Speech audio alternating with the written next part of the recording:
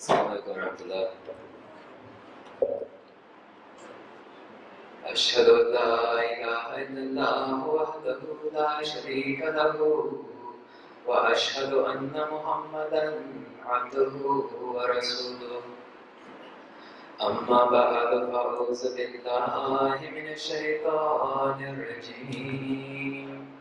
Bismillahir rahmanir rahim. Dear brothers and sisters, Assalamu alaikum. It's a pleasure for me to be here. It's my first time in Trinidad, and I wanted to start my talk with an apology. When I came into this room, I looked around and I saw the beautiful hall, I looked at all the decorations, and I saw the mirror, and I went up to the mirror and started fixing myself. And then when I sat on the table, Maulana told me it's a one-way mirror. So apologies to the sisters. So getting into the topic I wanted to speak on, the topic is practice and promotion of Islamic values. This is an important topic because many people, especially in the western part of the world, who are not very familiar with Islam, they have this question that are your practices, are your beliefs intact with our Western values? So I wanted to discuss that, and it's something that, inshallah, I hope you find very interesting. The first thing I wanted to point out is that our source of Islamic values goes back to the Prophet Muhammad sallallahu alaihi wasallam. He was the one who practiced Islamic values to its perfection. And when we look at his life, we ask ourselves, what was it that he valued? Did he value the same things that the people of his society valued? Absolutely not. Because when we study his life and look at the environment he grew up in, he did not value or share those same values that his people valued. And how could he? If you looked at the people of the Arabs that he grew up around and was born in, it is sometimes very difficult to read how those people used to live. And those are the people that he grew up, he was born in. They used to fight each other. Sometimes they would tie each other to a tree and fight each other until they were trying to show their bravery, that we would fight till someone dies. And then at other times when a woman wanted to get married to someone, she would not be allowed to get married until the chief of the tribe had his way with her, and only then he would approve her to go on to marry someone else. And we all know about the incidents of how embarrassed people were sometimes if a baby girl was born to a family, and they would bury her alive. So these were not the same values that the Prophet Muhammad shared. The basis of his values was the Holy Quran. And that's why even from the beginning of the Holy Quran in Surah Baqarah, Allah Ta'ala says,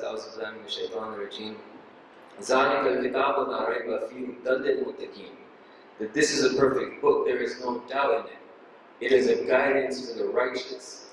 So the Holy Quran is making very clear that yes, Islam and the Holy Quran is a guidance, but the prerequisite is that you're looking for something good, you're looking for a positive change in your lives. Also, when we look at the life of the Prophet Muhammad sallallahu alaihi wasallam, we see the words of his beloved wife, Hazrat Aisha radhiyallahu anha, that she said, "Kana khuluquhu al-Quran," that he lived by the Holy Quran. So that is what we as Muslims base our values on, and when we look at it, the beauty of it is that no matter what culture you come from, what accent you might, or slang you might speak in, or what part of the world you come from, these same values of the Holy Quran will outshine all parts of the world. So what I'm going to do is, and because there's not enough time to go into details of all the values and the beautiful teachings of the Holy Quran, I picked out some of the topics that the Holy Quran talks about, and we see what the Holy Quran is teaching us to value. One of the first things I wanted to get into is the Holy Quran. Islam teaches that we need, one value that Islam teaches is that your deeds should be judged by the intentions behind them. In Ahmadiyyat, the Prophet Muhammad said that all deeds are judged by your intentions, which is a very beautiful teaching because intentions make a big difference. Now, for example, if after this speech I walk out and my wallet falls out of my pocket, and someone picks it up and looks into it and says, "Oh, look, there's Canadian money, there's Jamaican money, there's Trinidadian money," and they start thinking, "Oh, where can we go? You know, what restaurants can we go to with all this money?" And say he picks it up and I turn around and I see the young boy and I think that he's about to give it to me, and I start praising him that, "Oh, what a good young boy, he picked up my wallet and gave it back to me." But if in his mind he had the intention that I was going to take that money, no matter how much I praise him, he received no blessings from Allah Ta'ala. But at the same time, if it was the other way around, and he, intended that I'm going to return this money, even though I can spend it and take it and put it into my pocket, that's where the blessings are. And that's where your deeds will be judged according to the intention behind them. For example, some of the kids, they go home and they have the intention that, it's our parents' anniversary, or our mother is sick, and we want to go home and vacuum the house, so she doesn't have to work hard. But you go home and you see that she's already vacuumed the house. You already received your blessings because of the intention that you made, even though you couldn't fulfill that deed. This is what Islam teaches, a beautiful teaching that you will receive rewards, even if you can't do the deed, but your intention was there. The other thing that Islam teaches is a very powerful teaching of the Holy Quran, is to learn how to sacrifice those things that are most beloved to you. There's a verse in the Holy Quran, chapter 3, verse 93, Allah Ta'ala says, "لَن تَنَالُوا الْبِرَّ حَتَّى تُنْفِقُوا مِمَّا تُحِبُّونَ." That never shall you attain to righteousness unless you learn to sacrifice those things which are most beloved to you. Never shall you attain to righteousness unless you spend out of that which you love. That could be in different forms. It could be material wealth. It could be sometimes sacrificing your children to dedicate their lives for the cause of Islam. The first time I remember I was studying in Jamica in Canada, I came across this verse, and I was fascinated by it. Fascinated how Allah Ta'ala is challenging Muslims that if you want to attain the highest level of righteousness, you have to have that spirit of sacrificing the things that are most beloved to you. Now that's a big challenge. It's not easy to sacrifice those things that you love. So I took it as a challenge, and I was like, I want to be able to fulfill this verse as soon as I can. So I started looking around my room and I said, what's the most valuable thing I have? Let's see if I have the courage to sacrifice it.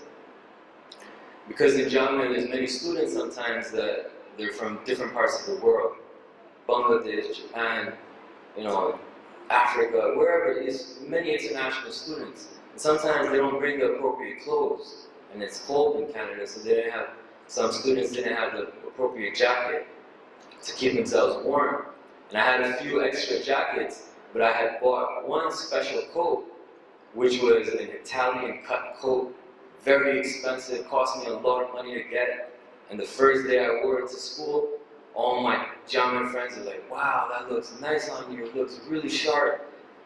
And it was nice, people were, they really enjoyed that jacket I had. But then I thought about this verse, and I was like, let's see if I have the courage to give something that's really beloved to me. But I didn't think about the jacket. I was like, no way, I'm not touching that jacket. And so I was like, oh, there's this other one I have, I'll just give it to one of my friends. But then this verse kept knocking in my head. I was like, if you really want to fulfill this verse, it's that nice jacket that you need to give away. So I made the decision that, alright, I'm going to try my best to follow this verse. So I decided that I'll give that coat to one of my friends, because he had tried it on and it looked really nice on him. I was like, alright, just do it. I want to experience this verse. So I took that coat, wrapped it up, and I went to him. I said, look, you wore this coat the other day, it looked really nice on you. I want to give this to you as a gift. Now it sounds like it was easy, but once he came to school the next day with that coat on, and he looked so good in it, and everyone's telling him, brother, you look so good in that coat. I'm not gonna lie, it was difficult to see that. Every time I would look at it, I'd have to turn away. I was like, wow, this is difficult. This verse is no joke, like it will test you. But dear brothers and sisters, one thing I want to assure you is that after that experience, and I'm telling you very honestly, it's not easy, so don't think about it. I don't want you to go home and start giving your cars away. But once you learn to sacrifice those things that are beloved to you, you reach a level where these type of material things become a joke. I'm honestly telling you, it becomes a joke. If I lose my phone, the money in my wallet, all we say is, we don't grieve over it, we just move on. And then once you really have to sacrifice things for the Jamaat, whether it's financial, your time, whatever it is, it becomes easier. It becomes, sometimes people ask me, I used to live in Canada, now I'm in Jamaica, what a big sacrifice. I enjoy it, it's fun for me. But other people might look at it, wow, that must be so difficult. But, these are the blessings Allah Ta'ala gives them. Another thing that Islam teaches to value is about forgiveness, punishment, and justice. Right? It's a very interesting and beautiful teaching that Islam gives that we as Muslims value. Now, some religions, they teach that eye for an eye, tooth for a tooth. But the beauty about Islam is that what it teaches is that if you're going to punish someone, you have to do it with the intention that that person will become a better person. It's not out of cruelty to watch someone suffer.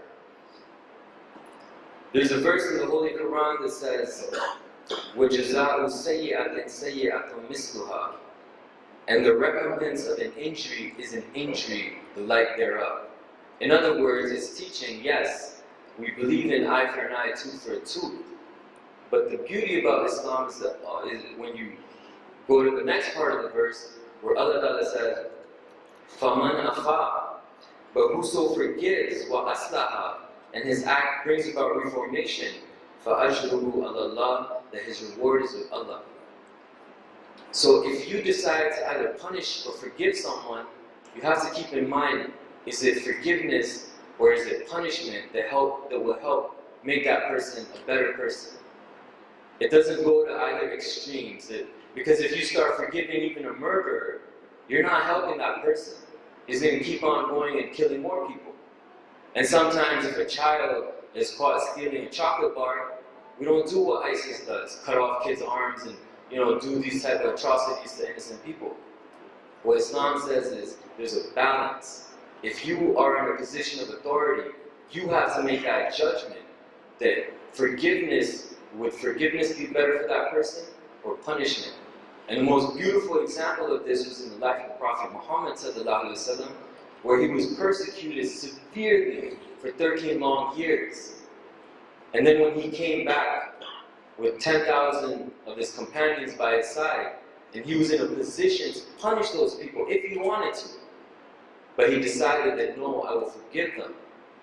He made the proper decision, and that was actually one of the incidents in Islam where people were so amazed by his character that hundreds and hundreds of people accepted Islam by seeing that beautiful character of compassion and mercy in him. Another beautiful teaching about the Holy Quran is respect and love for your parents. Right? A lot of us kids growing up, we sometimes don't remember all the sacrifices our parents make for us. The Holy Quran says that Lord has commanded worship none but Him and show kindness to parents.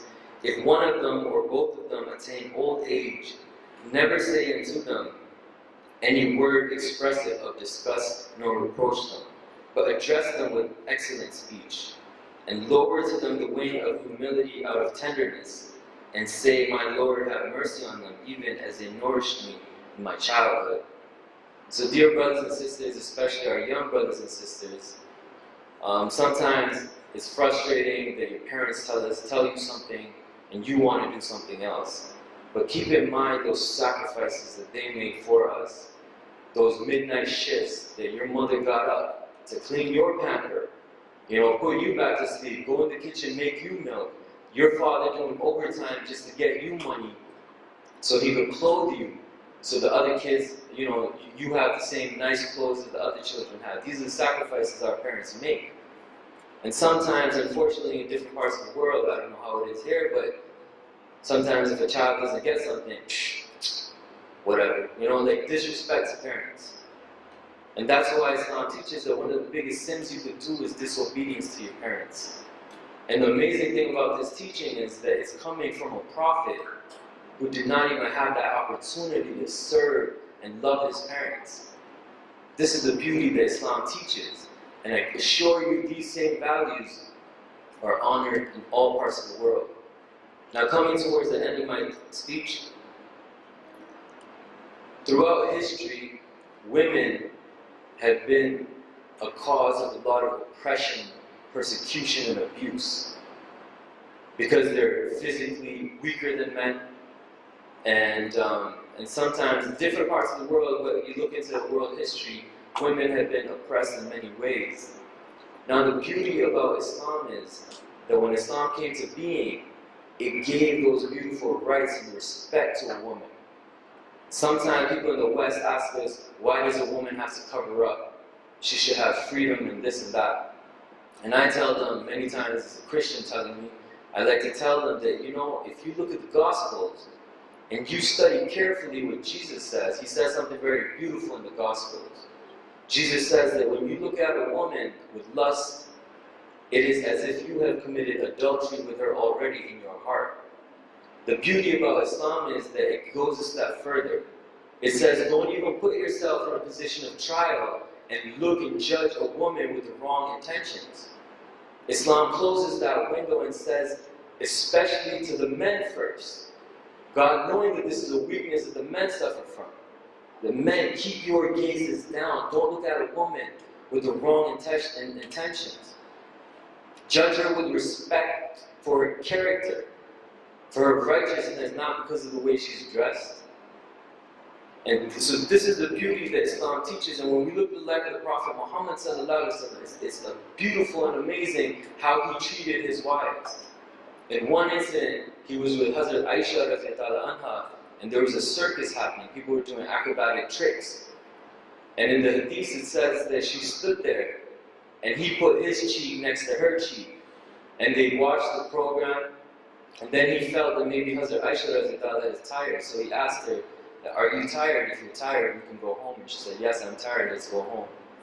And then when we read further how he used to treat his wives, there's another incident where Hazrat Aisha radiallahu anha says that the Prophet Muhammad sallallahu alaihi wasallam has so much love for me that every time I would eat any type of food or drink a cup of water, wherever I put my mouth, he would put his mouth out of love for her. In another incident, Hazrat Aisha radiallahu anha says that we were traveling and we had a race, her and the Prophet Muhammad sallallahu alaihi wasallam. And she says that the first race, she beat the Prophet Muhammad sallallahu alaihi wasallam. And then again in the future, they had another race, and she says that at that time I had gained some weight, and the Prophet Muhammad sallallahu alaihi wasallam beat me in that race.